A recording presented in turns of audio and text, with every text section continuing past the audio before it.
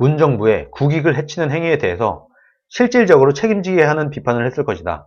자, 지금 드루킹 대선 개입 특검을 통해서 허익범 특검이 놀았다고 생각을 했는데 생각보다 이것저것 많이 밝혀냈어요. 지나고 나서 보니까. 그래서 김경수가 구속이 됐죠.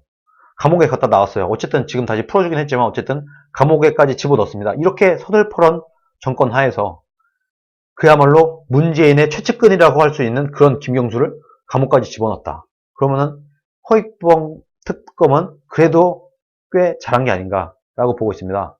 그리고 그때 당시에 단식 투쟁을 하면서 뭐 병원까지 왔다 갔다 하면서 그렇게 고생을 한 당시 김성태 원내대표가 어쨌든 한 건은 했다라고 보고 있습니다.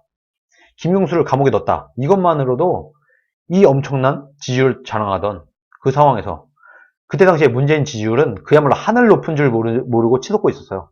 이 상황에서도 어쨌든 특검을 끌어내고 김용수를 감옥에 보낸 데까지 기여를 한 것은 이것은 정말 자유한국당이 잘한 게 아닌가 생각을 합니다. 지금 또 재차 특검을 발의를 해야 되는 거예요. 드루킹에 있어서. 드루킹의 몸통은 문재인이에요. 드루킹을 파고 파다 보면은 김정숙과 문재인이 나올 수가 있어요.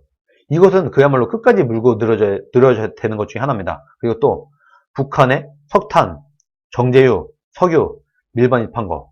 요거는 여적죄입니다. 여적죄. 대통령 탄핵 사유예요. 북한이 우리나라 주적이지 않습니까? 적을 위해서 적에게 뭔가의 물품을 제공했죠. 여적죄예요.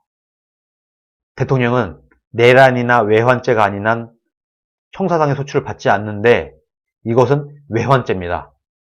북한에 우리가 돈을 보내준 거 외환죄예요. 여적죄예요.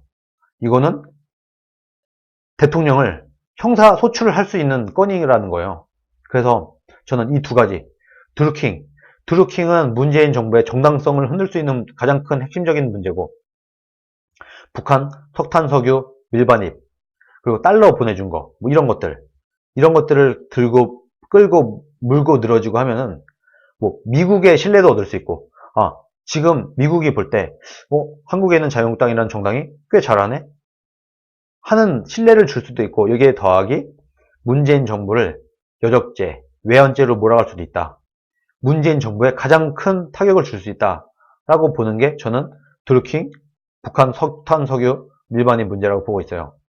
이것들을 아주 지겹게 목숨 걸고 투쟁을 해서 이것을 관철시켜 나가야 된다라고 봅니다.